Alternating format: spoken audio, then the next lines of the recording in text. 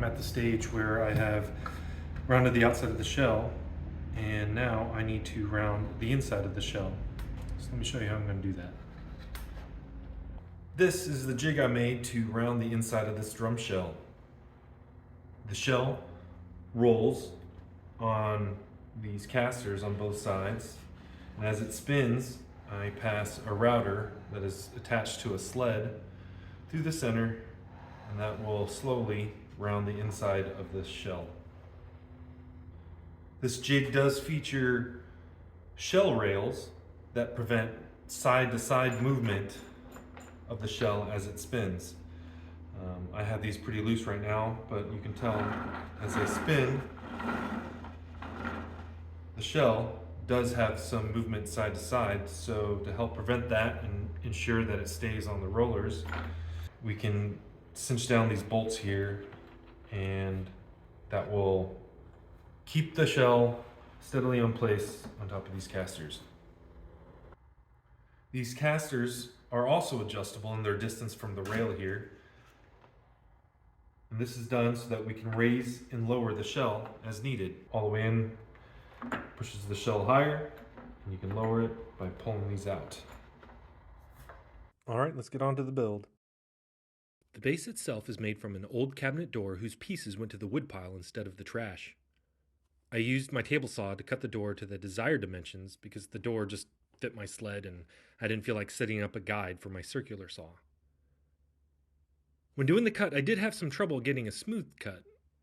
Either my fence was misaligned or the door kept shifting, I'm not sure. I did have to occasionally back out of the cut and try again, which indicates to me that I had something kind of messed up. Came out fine in the end, but maybe I should have just pulled out my circular saw as it may have made for a less awkward cut.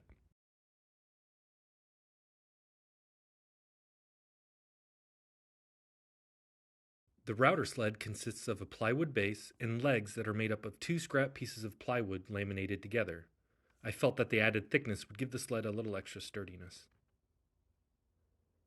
The width of the sled is determined by the size of my router, and I used the base plate as a template for the hole locations. The holes where the screws attaching the router to the sled are counterbored. This is so that my screws don't catch on the top of the shell rails as the sled passes over them.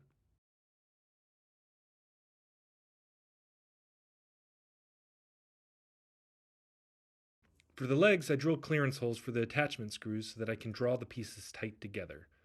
Clearance holes are holes that are large enough for the screws to pass through without the threads catching on the sides of the holes.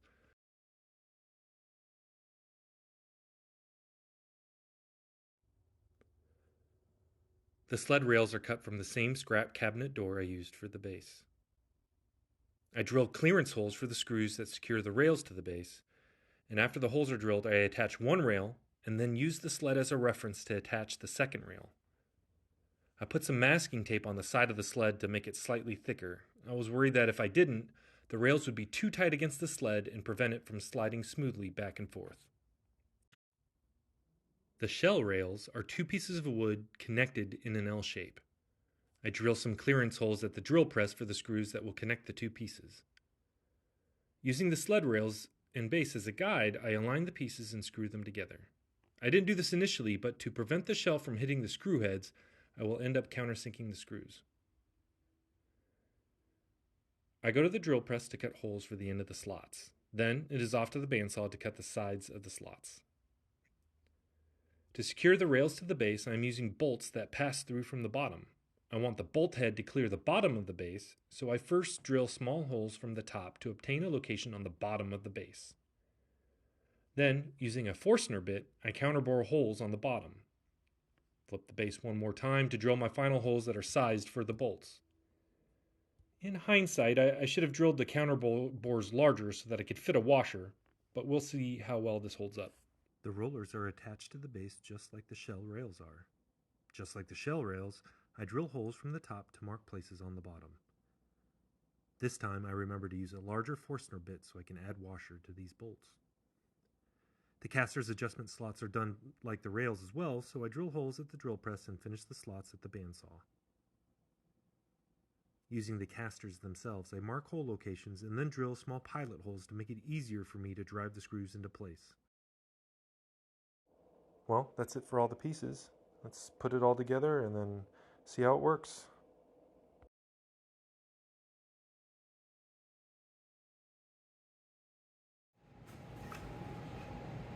Well, this is the finished shell. I think it turned out pretty good. I was able to route things pretty round.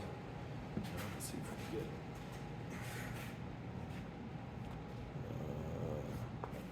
it does leave some track marks, but I should hopefully be able to sand that out.